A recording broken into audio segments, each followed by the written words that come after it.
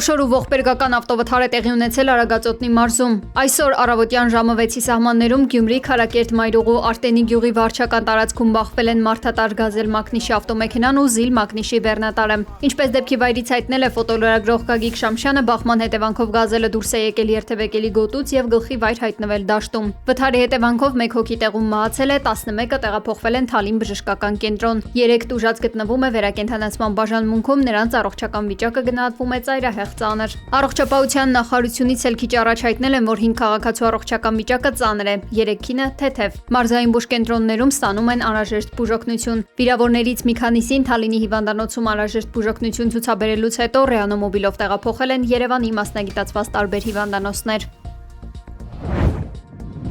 Ողբերգական դեպք է տեղի ունեցել Գեղարքունիքի մարզում։ Հունիսի 21-ին ժամը 17:15-ի սահմաններում տեղեկություն է ստացվել, որ ներքին Գետաշեն բնակավայրում գտնվող Արգիճի գետում երեխա է ջրահեղձ եղել։ Նշված գետում Գեղարքունիքի մարզի բնակիչ 17-ամյա Աշոտ Ան իր 2 ընկերների հետ լողալիս է եղել։ Ընկերները կարողացել են դուրս գալ, իսկ նա, ըստ նրանց հայտնածի, ջրահեղձ է եղել։ Ֆոտոլրագրող Գագիկ Շամշյանը ավելի ուշ հայտնել է, որ ջրասուզակը որոնողական աշխատանքների արդյունքում հայտնաբերել ու դուրս է բերել ջրահեղձ եղած տղայի մարմինը։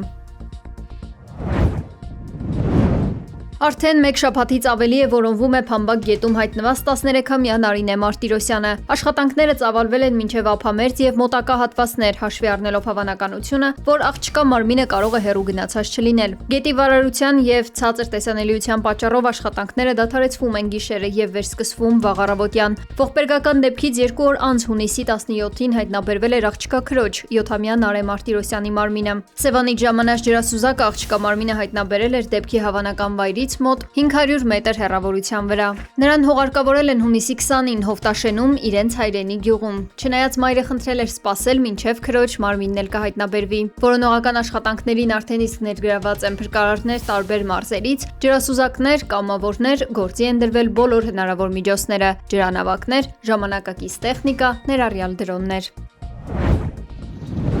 Սարսափելի կարկուտը կարծես չի ցանկանում լքել Հայաստանի մարզերը։ Հունիսի 20-ին Տավուշում տեղացած կարկուտի հետևանքով Ոսկեպար, Բաղանիս, Ոսկեվան, Կոթի բնակավայրերում վնասվել են այգիներ, տնամերձ հողատարածքներ, տանիքի թիթեղներ։ Նման աղետ վերջին 10 տարում գյուղերը չէին տեսել։ Բաղանիս համայնքի վարչական ղեկավար Գևորգ Սահակյանի խոսքով վնասվել են տանիքներ, մեքենաներ, ծառեր, ցանկատարածքներ։ Մեջբերում մոտ 15 րոպե կարկուտը եկավ, համարյա հավկիթի չափ էր։ Այսպիսի կարկուտ մենք չենք հիշում, որ Բաղանիսում տեղացած լինի։ Մեջբերման ավարտը։ Նոյեմբերյանի տարածաշրջանի Ջուջևան բնակավայրում էլ կարկուտը վնասել է ամբողջ բերքի 100%-ը։ Ջուջևանի վարչական ղեկավար Համբարձում Պետրոսյանի խոսքով անշարժ ու շարժական գույքը համայնքում վնասներ չի կրել, վնասվել է միայն բերքը։ Այսպիսի կարկուտ գյուղը չէր տեսել դեռ 2011 թվականից։ Նույն իրավիճակն է նաև Կոթիում, հողին է հավասարեցվել բերքի 80-ից 90%-ը, վնասվել է շուրջ 90 մեքենա, տների տանիքներ։ Կոթիի վարչական ղեկավար Անդրանիկ Հախվերդյանը հայտնել է, որ գյուղի բնակիչները դիմումներ են ներկայացնում համայնքապետարան իրենց վնասների փոխհատուցման համար։ Հախվերդյանի խոսքով Կոթին վերջին 60 տարում այսպիսի կարկուտ չի տեսել։ Գյուղացիներն անելանելի վիճակում են հայտնվել, հույս ունեն, որ կառավարությունը կփոխհատուցի վնասները։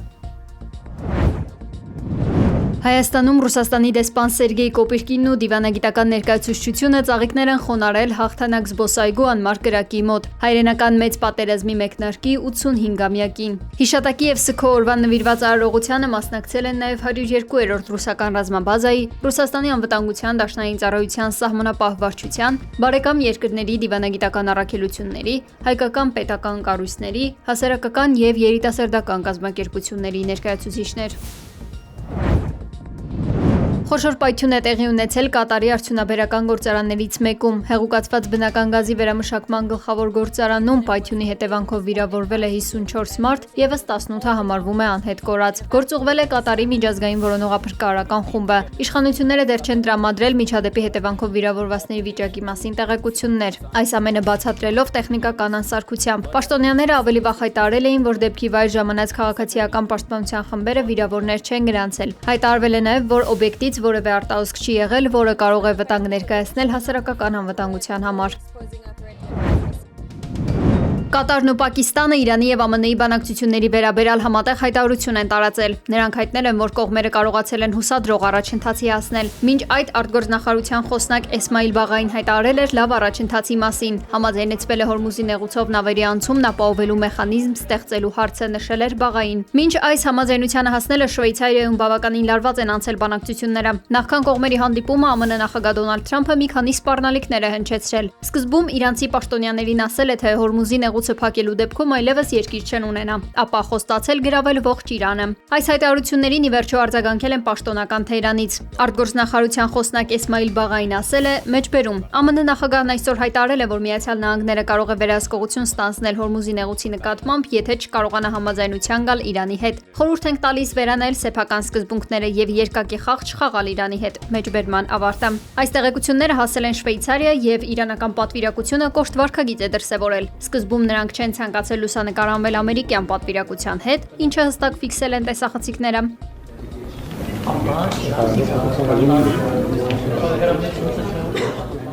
Ապա բանակցությունների ընթացքում լքել են հյուրանոցը, պաշտոնապես բողոք ներկայացնելով ամերիկյան կողմին։ Կարճ ժամանակ անց պատվիրակությունը վերադարձել է հյուրանոց Կատարի եւ Պակիստանի միջնորդների հետ զրույցից հետո։ Ու մինչ ԱՄՆ-ն կարծում էր, որ բանակցող կողմերը գոհ են առաջընթացից, Ալ-Մայադին հեռուստաալիքը հայտնել էր, որ Իրանի պատվիրակությունը որոշել է չվերադառնալ բանակցություններին, մինչև Թրամփը ներողություն չխնդրի իր սպառնալիքների համար։ Այնուամենայնիվ կարելի է եզրակացնել, որ կողմերը ի վերջո համաձայնության են եկել եւ ընդունել միմյանց դիրքորոշումը։ Պակիստանի եւ Կատարի միջնորդական ջանքերի շնորհիվ հաջողվել է զգալի առաջընթաց արձանագրել Լիբանանում պատերազմը դադարեցնելու գործում, հայտնել է Իրանի արտգործնախարար Աբբաս Արաղչին։ Վերացվել են նավթի եւ նավթաքիմիական արտադրանքի արտահանման տուրքերը, հանվել է շրջափակումը, ապա սառեցվել են որոշ ակտիվներ, ինչպես նաեւ մեկնարկել է Իրանի վերականգնման եւ զարգացման լայնածավալ ծրագիրը, գրել է Արաղչին։ Սպորտը թշնամանք չի ճանաչում։ Ֆուտբոլի աշխարհի առաջնության շրջանակում Բելգիայի հետ ոչ ոքից հետո Իրանի ազգային հավաքականը հանդերձարանում անսպասելի եւ ջերմ ժեստ է թողել։ Թիմը հյուրընկալող քաղաք Լոս Անջելեսին թողել է ձեռագիր շնորհակալական նամակ ի նշան իրենց հանդեպ ցուցաբերված վերաբերմունքի։ Նամակի հենց կենտրոնում կարմիրով երևում է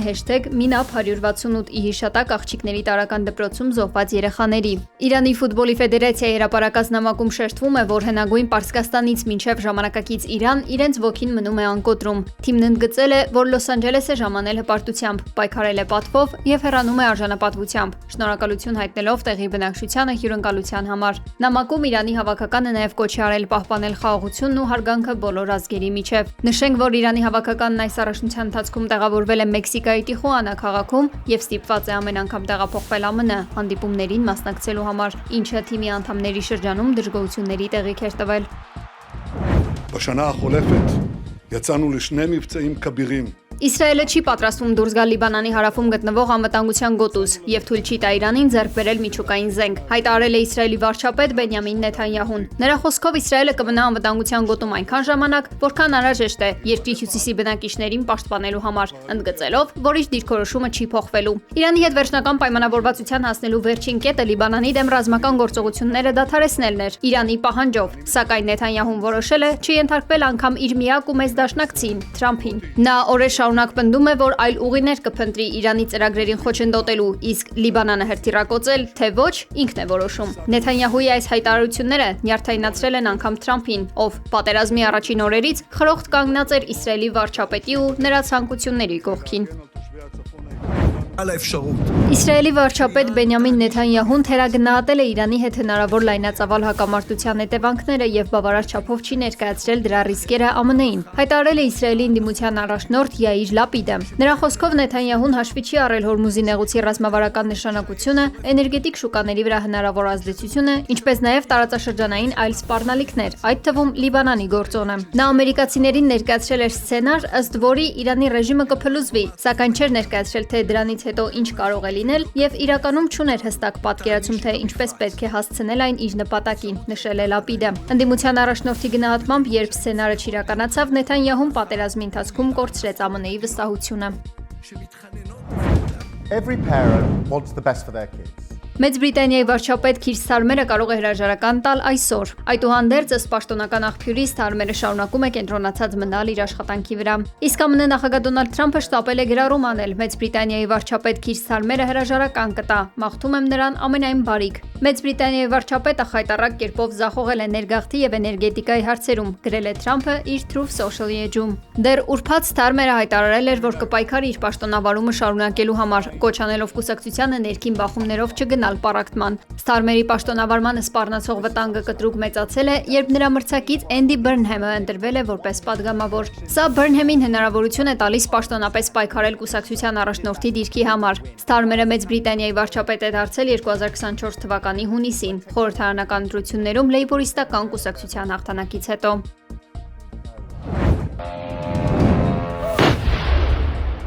Մոսկվային մոտենալիս ոչնչացվել է ուկրաինական 59 անօդաչու թռչող սարք, հայտարարել է Մոսկվայի քաղաքապետ Սերգեյ Սոբյանինը։ Քաղաքի բոլոր օդանավակայանները դադարեցրել են գործունեությունը, որոշ ժամանակ անց կրկին վերականգնել աշխատանքը։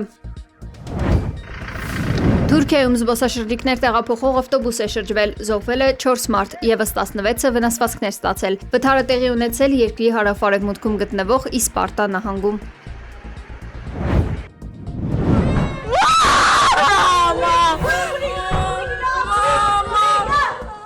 Ֆիլիպինների դպրոցներից մեկում դեռահասի կրակոցից զոհվել է 3, վիրավորվել 5 մարդ։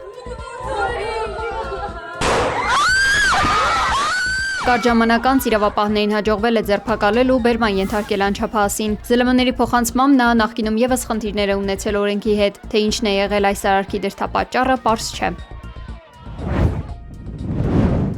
Բրիտանական The Guardian պարբերականը հետաքննություն է անցկացրել մանրամասն ուսումնասիրելով Իրանի Մինաբ քաղաքում աղջիկների տարրական դպրոցի շենքին հասցված հարվածը։ Պատերազմի առաջին օրը ամերիկյան հրետանին թիրախավորել էր դպրոցը, ինչի հետևանքով զոհվել էր 168 երեխա։ Բրիտանական լրատվամիջոցի տեղեկությունների համաձայն հարվածը հասցվել է տոմահավք թևավոր հրթիռով։ Դեպքից գրեթե 4 ամիս անց Պենտագոնը հրապարակային բացատրություն չի ներկայացրել, թե ինչու է հարված հասցվել օբյեկտի, որը հետագայում նույնականացվել է որպես դպրոց։ Ներքին հետաքննության ընթացքը, ինչպես նշում են աղբյուրները, մնում է փակ, իսկ դրա արդյունքները կարող են գաղտնագրվել։ Հարձակումից անմիջապես հետո ԱՄՆ նախագահ Դոնալդ Թրամփը հայտարարել էր, թե խոսքը սխալի մասին է եւ որ հարվածը միտումնավոր չի եղել։ Սկզբում նաեւ հնչել էին վարկածներ, թե իբր թիրախը կարող է լինել ենթադրյալ ռազմական օբյեկտին հարակից տարածքը, իսկ սխալն առաջացել է թիրախավորման հնացած տվյալների պատճառով, որոնք չէին արտացոլում դպրոցի առկայությունը։ Հետաքննության տվյալներով նախնական եզրակացությունները ցույց են տալիս, որ առանցքային գործոնը հետախուզական տվյալների ոչ ժամանակային թարմացումն էր։ Ենթադրյալ թիրախի հարևանությամբ գտնվող օբյեկտը չէր նույնականացվել որպես դպրոց եւ շարունակում էր դիտարկվել որպես հարվածի համար թույլատրելի թիրախ։ Հոդվածում նշվում է նաեւ, որ հարվածը կարող է լինել ոչ թե պատահականություն կամ սխալ հաշվարկ, այլ մտածված քայլ սպառնալիք Իսլամական Հանրապետությանը ենթարկեցնելու համար։